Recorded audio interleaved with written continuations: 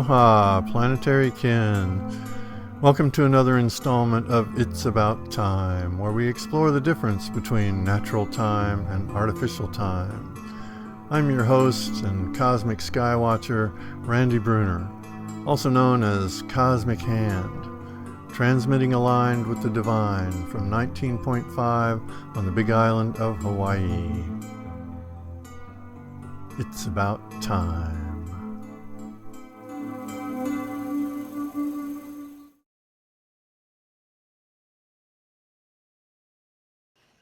These are momentous times that we're living in. We're now in the midst of a lunar eclipse cycle. We've got all 5 visible planets visible in the evening sky.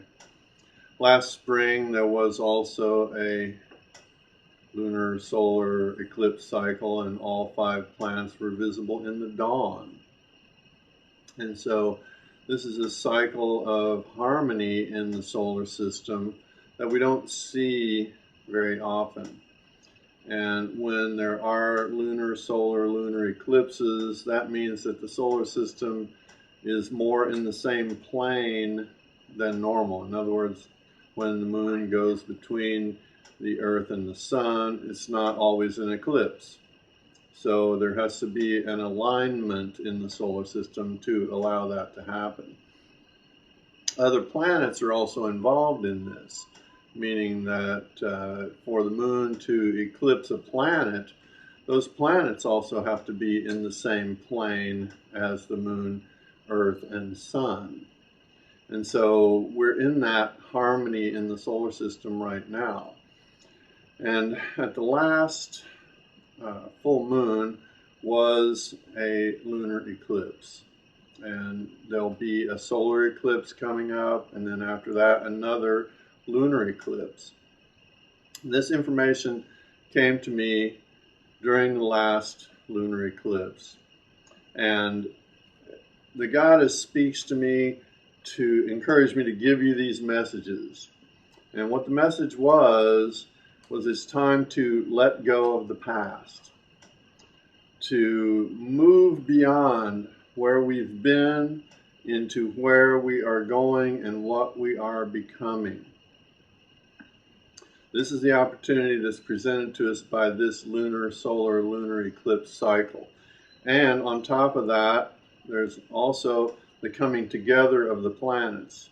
Last spring, the planets were kind of spread out all over the sky when we were seeing them in the dawn. Now we're seeing them in the evening sky with the sunset, and they're actually moving together. Mars and Saturn have moved together in Scorpio. Jupiter has moved all the way over to be with Venus and Mercury just after the sun goes down. So the sun goes down, Mercury, Venus, Jupiter are following it right into the sunset. And Jupiter is the king of the gods. So Jupiter has moved over to be with Venus, who is, of course, the goddess. The power of Jupiter is the power of expansion. The king of the gods expands anything that he comes into contact with. So he comes into contact with Venus, the goddess. So it is Jupiter expanding the power of the goddess, lending his power to her for the expansion of the goddess. And of course, Mercury is up there with them too. Mercury is the messenger of the gods. So when Jupiter conjuncts Mercury, that means that the power of communication is enhanced or expanded. This is our opportunity to communicate the return of the goddess. But more importantly, it seems that there is a polarity in our solar system at this time. And we'll look at that on the computer in a minute, and I'll show you exactly what I mean by that. But for most of you, today is August 26th. But for those of us who follow the Galactic Mayan Calendar, this is the lunar moon. and it is the electric dog day, white electric dog. I activate in order to love. Okay, the white electric dog begins the season of the dog. That's the 65-day season of heart. The season of love begins today. I activate in order to love. That's what we're doing here. We're putting this information out to create more beauty, to bring more love into the world. And so we're going to look into the computer, show you the alignments of the planets. And as I said, this is the lunar moon in the Galactic Mayan Calendar. And this lunar moon is packed with planetary aspects. So we're going to go into that and show you what you can do this moon to help inspire and participate in the return of the goddess. Okay, here we see the layout of the solar system viewed from outside the solar system. And this gives you an opportunity to see how the planets are lined up. Here are all of the visible planets right here, all grouped in this one segment of the sky. So if we look over here, we can see this is how they look from the Earth. This is taken just after Venus became the evening star. Venus has now moved up to be here with Jupiter, and Mercury has also moved out slightly to the side, and they're all basically conjunct each other in the sunset. And then we move up, and here are Mars and Saturn in Scorpio, and Mars is now actually moved right up between these two, which is Saturn and Antares, the red star at the heart of the Scorpion. Looking back at our solar system from outside, you can see that there's clearly two lines of force going on in the solar system at this time. The solar system, I could say, is segregated or even polarized, because here we have Saturn, the god of materialism, Mars, the god of war, and Uranus, the lightning bolt of quick, sudden, possibly all-encompassing change, all lined up with Earth right in between them. That is the line of the patriarchy. That's the line that we've been on for 2,000 years. And here we have the opposite energy. We have Jupiter, Venus, Mercury, and Neptune all lined up with Earth right in between them. That is the line of the goddess. Jupiter, the king of the gods, has moved over to be with Venus, the goddess of beauty. The power of Jupiter is expansion, the power to expand. The energy of the goddess comes from this conjunction. But then we also have Mercury in there, and Mercury is the messenger of the gods. So when Jupiter is conjunct Mercury, it expands the power to communicate the message of the goddess. So Jupiter is adding its energy to the goddess, adding its energy to the message of the goddess. Then we look here on the other side of all of that is Neptune. And Neptune is the higher octave of Venus. The highest dreams, goals, visions, ideals of the goddess are personified in the planet Neptune. So we have a clear line of the goddess in the solar system, and we have a clear line of the patriarchy in the solar system. So that's why I said this is Earth at the crossroads, because Earth really literally is at the crossroads between those two lines of force. Now is the time to decide, which road are you on? Are you on the road of fear, or are you on the road of beauty? And now is the opportunity to make that choice, to step on to the road of beauty and to step off of the road of fear. Okay, and like I said, the solar system appears to be polarized around those two paths at this time. And so in the 13 moon calendar, we are in the lunar moon. And the lunar moon is moon 2 out of the 13 moons. And 2 is all about relationships and decision making. So here we are looking at the solar system polarized. So not only is the 2 about relationship and decision making, it's also about duality and polarity. And so you can see here it says the lunar moon of challenge. What is the challenge of the lunar moon? Once you've polarized, the challenge is to stabilize that polarity. Okay, that's the challenge of the lunar moon. So day 2 of moon 2 is the beginning of the last wave spell of the Tzolk'in. It's the wave spell of the star. That is the wave spell of beauty. On the beginning of the wave spell, it always begins with the magnetic tone. And on the first day of the beauty wave spell is the day that Mars conjuncts Saturn. And on that day, the affirmation is, I unify in order to beautify. So what's being unified in the solar system is Mars and Saturn. How can Mars and Saturn beautify? When they are unified, how can they beautify?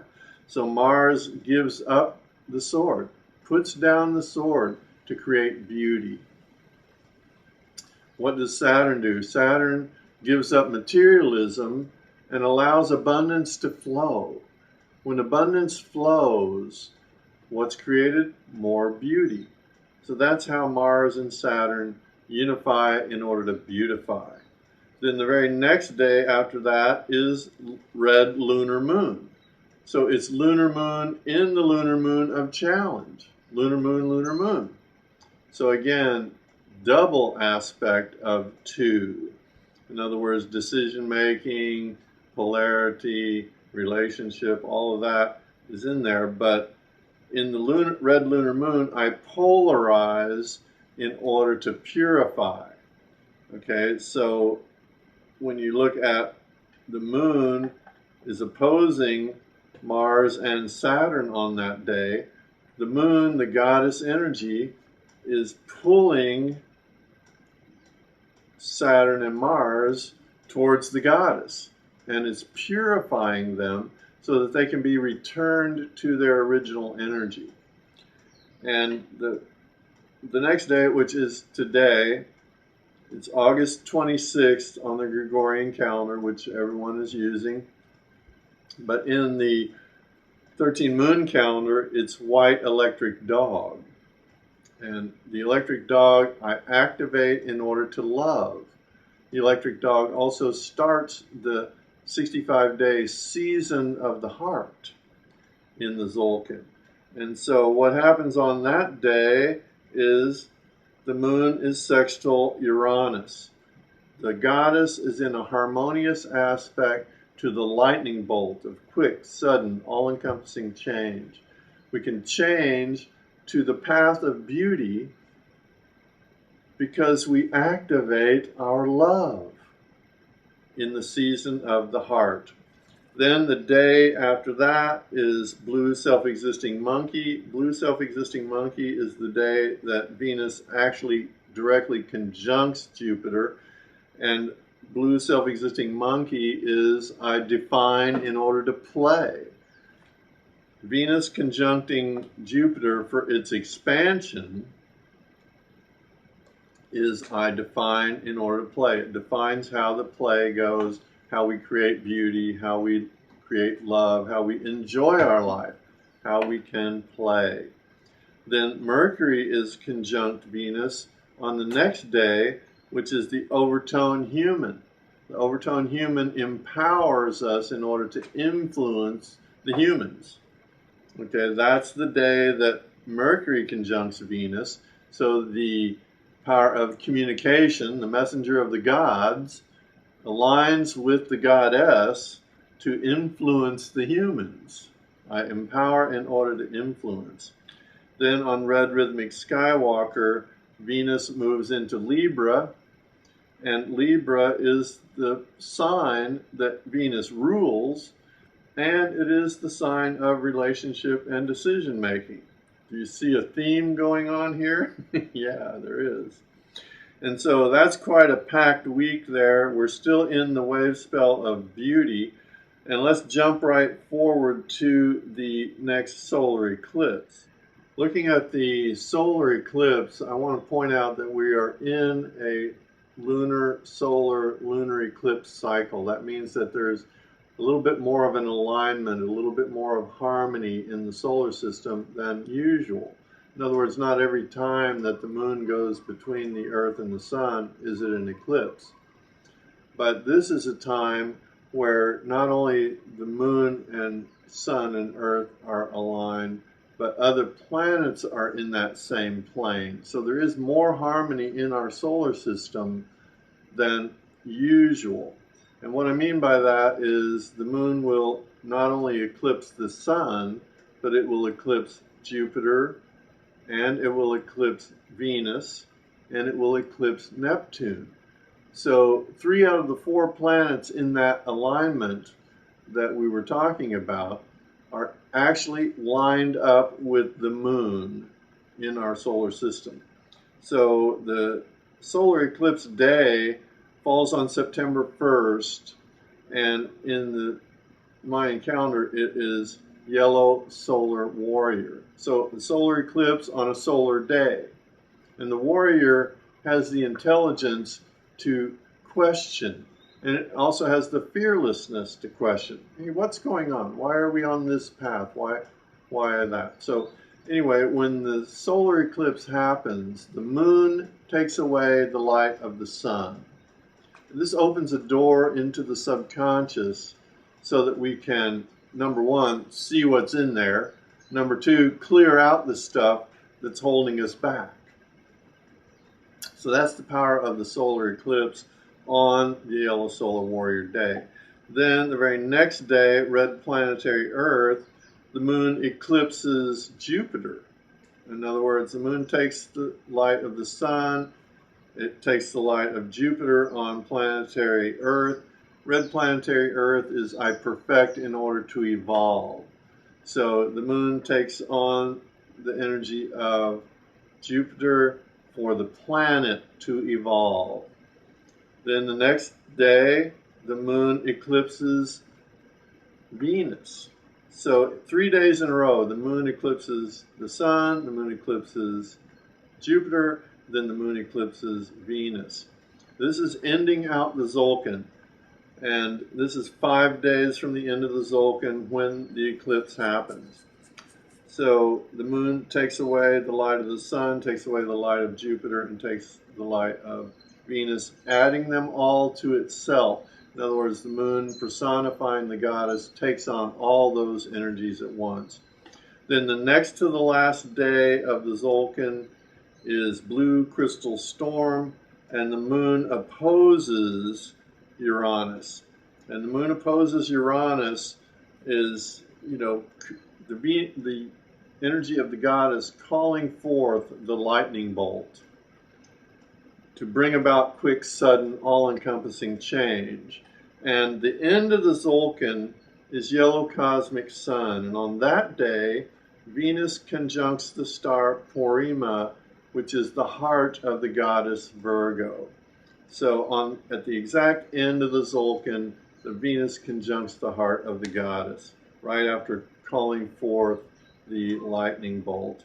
So the beginning and ending of the Zolkin are each galactic activation portal days. Yellow cosmic sun and red magnetic dragon open the gateway to allow galactic and cosmic energies to flow in and allow us to connect more easily with them as Venus conjuncts the heart of the goddess. That is the completion of the wave spell of beauty. Then we start a new wave spell of birth. That is, of course, giving birth to the new world, to the new beliefs of humans. And in that period, we have the final lunar eclipse in this cycle. But the day before we have the final lunar eclipse, the moon eclipses Neptune, on the planetary dog day. And the planetary dog is I perfect in order to love. And so the moon takes on the energy of Neptune in that. So it's added the energy of the sun, Jupiter, Venus, and Neptune all together into the moon to personify the true ultimate power of the goddess. And then we have the last of the lunar eclipses, and that day falls on blue spectral monkey. And the spectral tone is the tone of liberation. And as I've already said, the monkey is the power to play. So in that last lunar eclipse, we're being liberated in order to play. And to play, we mean create beauty, to be harmonious, to have fun, to enjoy life. And in addition to that, blue spectral monkey, in case you don't know, is the galactic signature of the progenitor of this whole 13 moon calendar system, and that was Jose Arguelles, also known as Volum Votan. That was his galactic signature.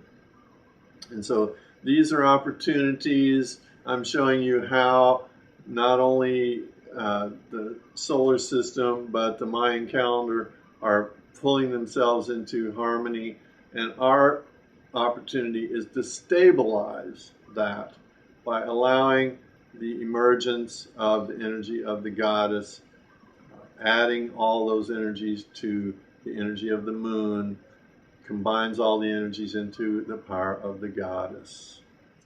Okay, we've looked at the aspects that we're dealing with right now, and we've looked at the polarity that's taking place in the solar system and how the aspects are helping to stabilize that polarity.